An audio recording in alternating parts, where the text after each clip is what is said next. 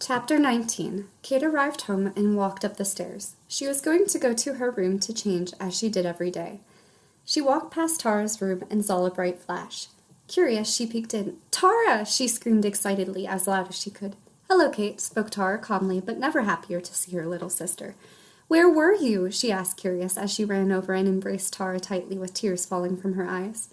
"I will explain it later, to Mom and Dad as well." Tara walked over to her window, wishing to see the sun streaks over the beautiful green mountains like in her dream, but was in for a very horrible surprise. "What happened?" she questioned, not taking her eyes off of the black landscape. "There was a forest fire started by lightning," Kate informed. Tara just stared out the window, bewildered. "I'll be right back. I'm going to change out of my school clothing," she informed, leaving the room. A moment later, she returned in a different outfit. "Okay, I'm back. Let's go out to see the horses," suggested Kate. "Sounds good. I can't wait to see Crystal," stated Tara, turning away from the window. Before heading outside, Kate paused in the kitchen where the telephone hung on the wall. She dialed the number for the police station and waited as it rang.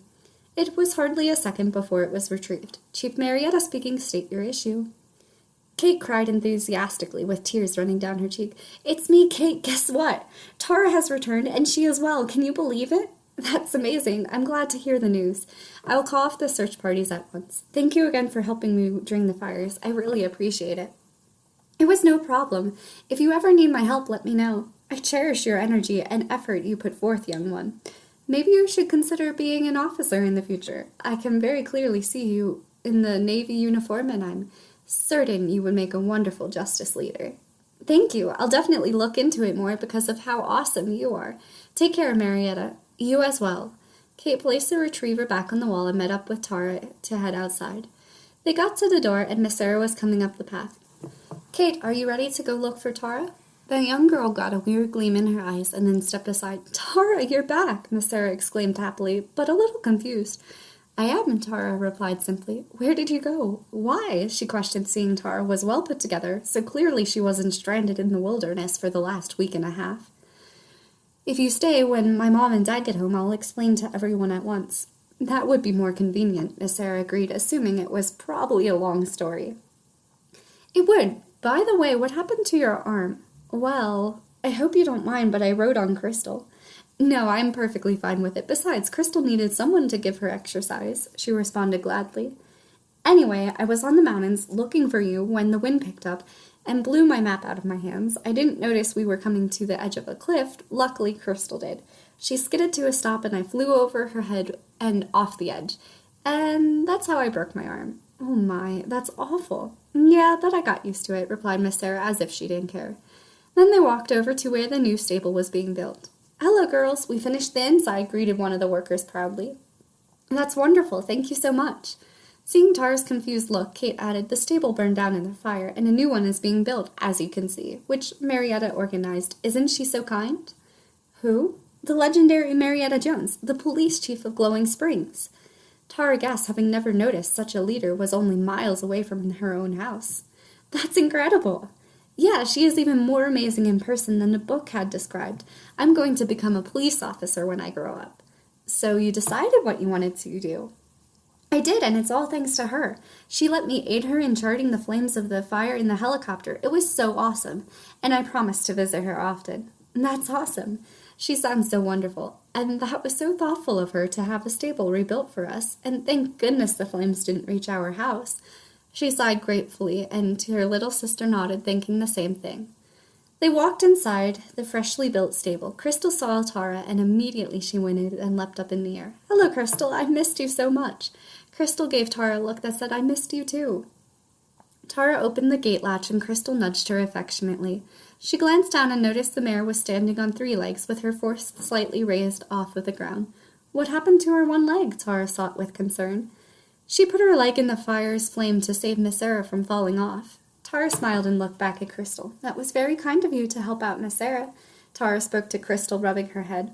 Crystal bowed her head as though saying thank you. A few minutes later, Miss Sarah, Tara, and Kate emerged from the stable. Beth and Nick pulled into the driveway at the same time. "Quick, hide! We can surprise them," instructed Kate. Tara nodded and ran back in the stable before she would be seen. "Kate, you aren't out looking for Tara? Is something wrong?" questioned Beth, worried. Her youngest got a sarcastic smirk on her face. She looked over at the stable. Tahra came out of the shadows and into the light. "I can't believe it," exclaimed Beth, not knowing how else to react. Her emotions swam around her. She was not sure if she should be furious or thrilled that Tahra was safe and had returned. Her mind swirled with questions. Had Tahra run away? Where did she go? Why could she not be found? Beth decided to settle her anxious mind and let Tahra explain before settling on an emotion, but still tears trickled down her face. Nick was almost the same way as Beth, but he knew whatever the case would be, it would be an interesting tale to tell that he was itching to hear. "Hello, Mom. Hello, Dad," greeted Tahra with a warm smile. "Welcome home, Tahra," Beth greeted, giving her eldest daughter a much overdue hug. "Now, you have to explain everything to us," added Nick in a stern but light tone. "Gladly, let's go inside and sit down." Tahra told her story way back to the paper dropping at school. "Wow, that sounds like you had fun," spoke Miss Sarah when Tahra finished. "I did, but I miss my home more than anything," responded Tahra. "Well, of course, home is a wonderful place," Beth replied, joining in calmer than ever, knowing her eldest daughter had returned safe, and she had not run away from something that she had done. "Now you know of my adventures, but I don't know what I missed here." Kate replied first by saying about May Day. She then showed her the bird's nest she had made during the activities in May Day. She also gave Tahra the necklace she got from the arcade. Then Beth told her the story in New York and included all of the crazy details. They all said about their adventure in looking for her and how scared they were. They pointed out it took them several nights to even fall asleep and that it was the hardest week and a half of their lives. "Tomorrow after school we can go see Carabella, and Miss Sarah, thank you for all of your help. You don't have to come here anymore," stated Kate. Tahra replied first. "Great, I can't wait to meet her." Then Miss Sarah responded to Kate, "Any time you need help, just let me know. I'd be honored to help any of you." A little later, Miss Sarah left and gently pulled the door closed behind her. Then Tahra spoke. "Dad, you said you finished your movie. May I please see it?" "Of course," he answered. "This time, Dad, be quiet. Don't complain about your tiny mistakes," added Kate. "All right, I'll try my best to be quiet," he promised. By halfway through the movie, Kate was fast asleep on Beth's lap. Tahra was beginning to get tired because at the sea of paper she normally was in bed by now. She rested her head on Nick's shoulder. It wasn't long before she drifted off to sleep. The movie ended and loud music played as the credits came up on the screen. The sudden change in volume awoke the two girls. "Sorry I fell asleep, Dad," Tahra apologized a little hoarse. "No, it's okay, but you and Kate need to get to bed. You both look really tired," responded Nick, brushing back Tahra's hair. Neither replied. Instead, they stood up and steadily climbed the stairs. Tahra got halfway and then turned around to face her parents. "Good night, Mom. Good night, Dad," she spoke, happy to say those words, thankful to finally be home. "Good night, Tahra," they both replied blissfully, knowing she was home safe. Seeing their precious daughter return safe and sound had lifted a big weight off of their shoulders, especially now that they knew the truth of why she disappeared and knowing it wasn't their fault. The two lied in bed and Beth whispered, "Thank you, Ava, for protecting her." Knowing all was well, Beth was finally able to relax, and she was able to get a full night's sleep, instead of waking up every few hours to worry about Tahra.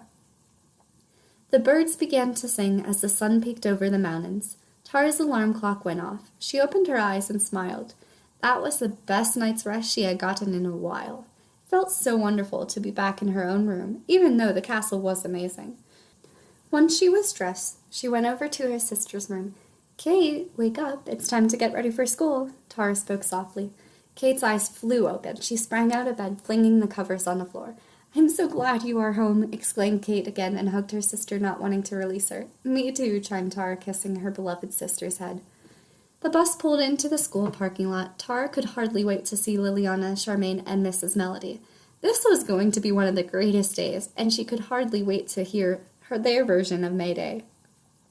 But she knew she wouldn't get her answer until after they both bombarded her with a million questions. Tahra walked in her homeroom slowly. Mrs. Melody wasn't there yet, and the rest of the class was talking as always.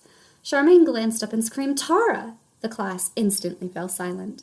They all stared at Tahra as she walked over to Charmaine and Liliana, with slightly rosy cheeks from her friend calling her out. Just then Mrs. Melody walked in. "My goodness, you are never quiet. You're always so chatty. What's going on?" questioned Mrs. Melody, thinking they might be up to no good. "Tara's back," responded Liliana. "Oh, I see. We are lucky today is Friday since we have half an hour of reading in the morning. Instead of reading, we will hear Tara's story of where she was. It could have been a really awesome adventure in another world. Tahra giggled quietly at how accurate that statement actually was.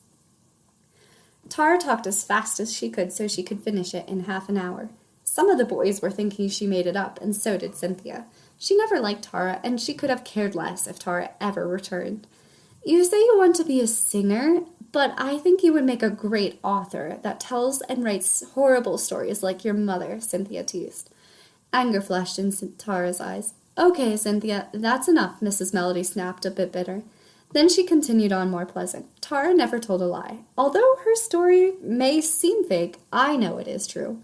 It also helped that Mrs. Melody believes in magic and other worlds, so she believed Tahra was telling the truth. How would you know? Cynthia retorted. I would know because I trust Tahra and know it is the complete truth. You may not believe it is so, but other realms do exist, believe me. Thank you, Mrs. Melody. Tahra spoke gratefully, and her teacher nodded politely. I'm glad Tahra came back today because tomorrow is her birthday, Liliana informed. Oh, is it? Said Mrs. Melody, as if she had come up with an idea. While all this was happening, at the sea of paper, Lacey and Carrie sat together on the sand. It was extremely quiet, almost as if there were no animals living there as it had been before. Lacey was the first to break the silence. Is it just me, or are you bored? I'm not bored. I'm extremely bored, answered Carrie with a sigh. Has it really only been a few hours? Whined Lacey. Yes, but we all know she'll be back, she promised, Nicole spoke, joining in, adding optimism to the island. When she is 100 years old, claimed Carrie, sadly destroying any hope Nicole had created. Carrie, you mean when she is 1,000,000 years old? Lacey replied in the same tone, only making matters worse for the two of them. That's enough, you two, Nicole snapped. I have had enough of listening to you complain. After all, it has only been 16 hours. You can live without her for a few days and hours. Tahra will be back before you know it, Nicole finished encouragingly, although Nicole really didn't want them to keep complaining because she feared they were right. She feared Tahra would forget about this place, and she would think she had dreamt it all. Nicole had been counting the hours since Tahra left, hoping it would keep her distracted and give her something to focus on. She knew she was the leader and had to remain positive and hopeful to keep the other creatures' spirits lifted. No creature knew how much she wished Tahra was back right then, not even Snowflake. Nicole was far better at hiding how she felt and what she thought than Snowflake. Snowflake was swimming back and forth along the shoreline impatiently, waiting for Tahra to instantly reappear. Meanwhile, back at the school, both Tahra and Kate were at lunch, but in different cafeterias. Kate was obviously in the one downstairs, and Tahra was in the one upstairs. Kate was telling her friends the wonderful news of Tahra's return. You will never believe it, but Tahra returned home yesterday, she practically screamed so the world could hear her. In the other cafe, Tahra was telling Charmaine and Liliana more about the sea of paper. So, let me get this straight. You are trying to tell us you imagined the story of Rosehood in your head, and it appeared as a book on a table, questioned Charmaine. You got it, answered Tahra. And when you played the harp, the music wrote itself? It certainly did, Tahra exclaimed cheerfully. How in the world is that even possible? And how does the bed make itself? And how do you make real things out of origami? Tahra, dear, it's not that I don't believe you, because you know I do. No offense. But you are absolutely insane. Explain to me how all of this is possible, because I would love to teach my bed how to make itself, and how to do every chore done for me, especially washing the dishes. Speaking for the first time, Liliana answered Charmaine. Magic, of course. She already told us the entire island was created by nothing more than a song, so what more proof do you need to see this place is entirely magical? Charmaine shrugged, not wanting to get into the whole magic conversation again. Yeah, sure, she believed in it to an extent, but not nearly as much as Liliana or Tahra or even Mrs. Melody. Plus, she wanted to question why none of the other songs her friend wrote didn't teleport her to some foreign place. But she didn't get the chance. Back at the sea of paper, Lacey and Carrie stopped complaining, and silence filled the island once more. Nicole was getting tired of the quietness, so she slapped her tail against the water. Soon, Snowflake joined in too. Wind blew, and the wind chimes were now part of the melody. A few birds began chirping along. Soon the quiet island felt alive once more. They were trying their best to sound cheerful and pleasant, but there was a bit of sorrow in the melody. Clearly, they were all too busy missing Tahra to really concentrate on forming a cheerful tune. In Glowing Springs, it was the end of the day, and Tahra had a study hall. She went back in her homeroom. Mrs. Melody was not in the room, which was strange. Tahra wondered where she was, but decided not to concern herself with it. She took her seat and pulled out her book, since she had no homework to work on. Tahra still couldn't figure out why none of her teachers gave her any work she missed the past week and a half. Surely there had to be something she missed. It was almost as time froze and only days changed, but she knew that wasn't true. She wasn't complaining, though. It would give her a nice chance to read a book that she had started before going to the SIA paper. She could hardly put it down. It was so terrific. Then Mrs. Melody walked in the room carrying a tin tray. Mrs. Melody announced class, as Liliana had informed us earlier. Tara's birthday is tomorrow, so I have these cupcakes to celebrate. Tara jumped at the sound of Mrs. Melody's voice, for she had already gotten pulled into the world of the book and was suddenly jerked out. She was surprised to hear what Mrs. Melody had just spoken. "Where did you get cupcakes?" questioned Tara curiously, half in a daze from coming out of her book so quickly. "The baking classroom, of course. Come and help me pass them out." Tara smiled happily, but partly embarrassed. As they passed out the cupcakes, the whole class sang happy birthday, making Tara's face turn even redder than the apple she had eaten on the island. Her first day back had been nothing of what she had been expecting, but it was in no way bad. The school bell rang, and Kate started gathering her backpack when Miss Sarah approached her. Then she informed, "Your mother called down from the high school. She wants you to be a walker today because you had mentioned wanting to see a friend instead of coming straight home some days. She figured today would be a good time, too. She also is very tied up with work at the moment and finishing a few papers, so she can't drop you off. Instead, Marietta is going to pick you up." Kate lit up, excited to see the police chief again. She hurried to get outside and then skimmed the walker pickup area. It didn't take her long to spot the vibrant red hair and bright blue uniform. With a large smile, she ran across the gravel and threw her arms around Marietta. "I missed you," cried Kate. "It's hardly been a day," Marietta commented. "But I missed you too. I thought once the fires were gone you'd forget all about me." "I could never forget you. I promised I would come visit." "Shall we head to the station?" Kate nodded. "How was school today?" "It was great. I was able to focus a lot better knowing Tara was back and not lost somewhere." "I bet. It is so wonderful knowing she is back."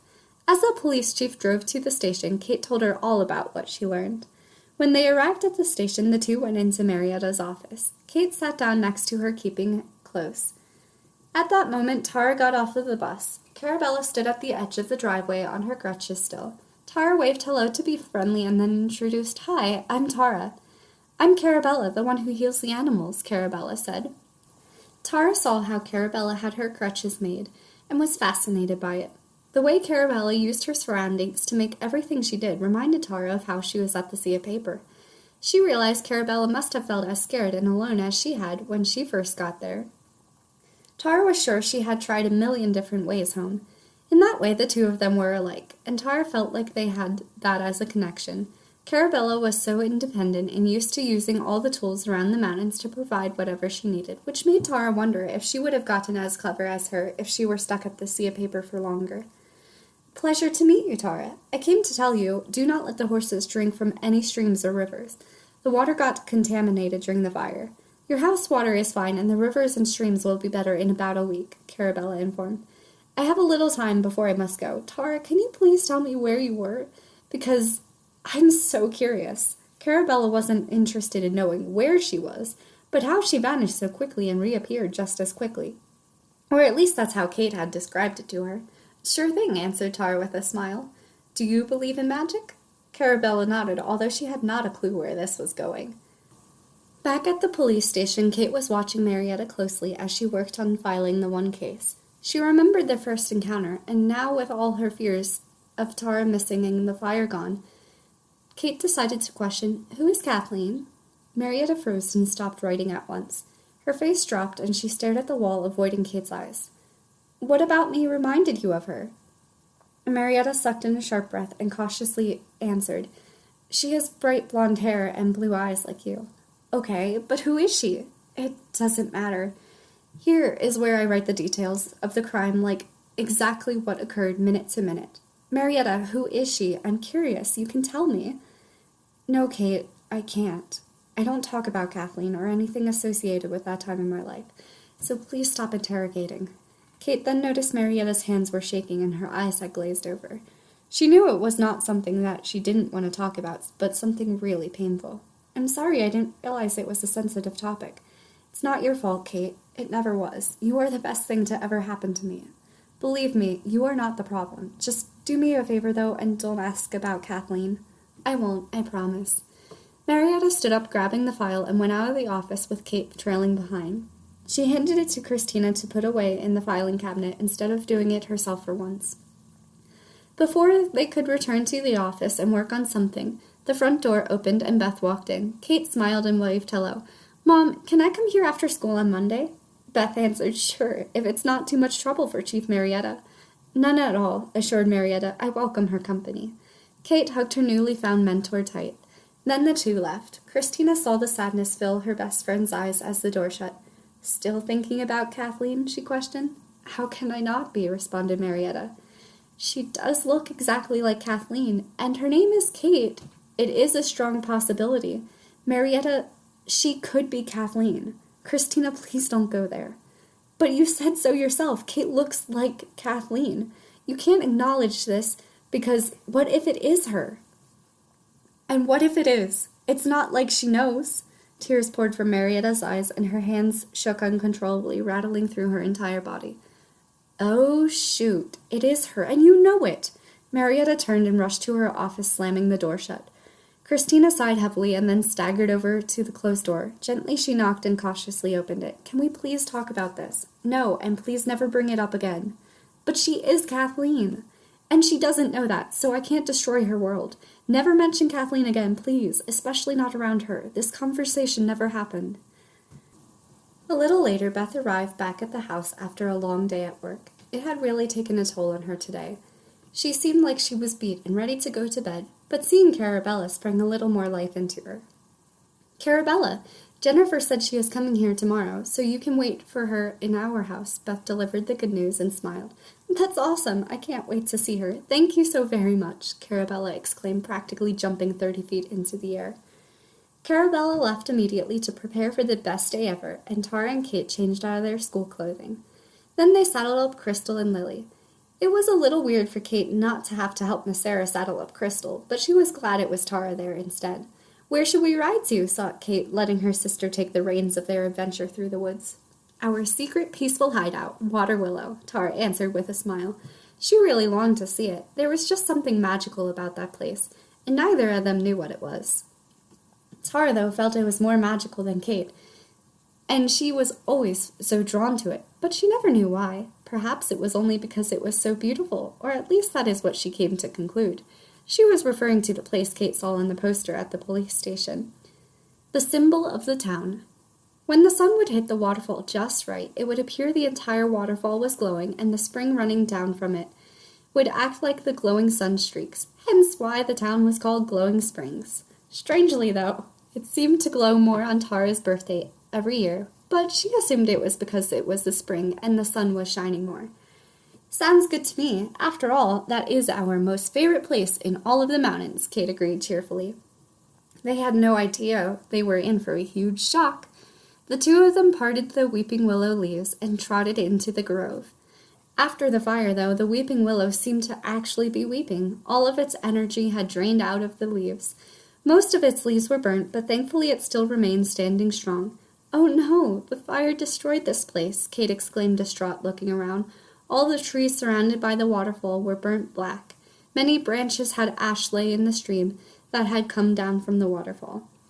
This was no longer the place they had known it to be. It was a disaster. I never imagined a place I loved so much destroyed, Tahra spoke at last. Kate said nothing, but by her face it was clear she was thinking the same thing. Tahra stopped looking in the shadows and looked at the bright side. Well, we can at least make this place look a little bit better by removing the logs out of the water. To help all of the mountains, we can start planting more trees. Kate cheered up a little. Okay, let's do our best. She still wondered how Tahra could always be so positive all the time, especially after the fire had destroyed so much of the forest. But her sister was right. They could at least try to make the place look better. After all, it was their home. The place was beginning to look way better, and it was getting late. All the logs were out of the water by now. The area was starting to regain its magical appearance. Tara and Kate got back on their horses and rode off into the sunset. They parted the weeping willow trees, and strangely though, it seemed to be weeping less now. What if it actually was a magical tree, and the mountains healed, so did it? Kate smiled to herself as she imagined the tree growing stronger as the mountains grew stronger. They put the horses back in the newly built stable. Once they were unsaddled, Tara and Kate groomed their horses. The horses didn't seem to mind being in a completely different stable. They had already looked comfortable and right at home. Scarlet, though, seemed to miss the old stable a little. Perhaps it was because she had many memories in that stable. The rest of the night, Tara, Kate, Beth, and Nick played a few rounds of pool and enjoyed each other's company. It felt so wonderful to have the whole family together. Hopefully nothing would ever separate them again.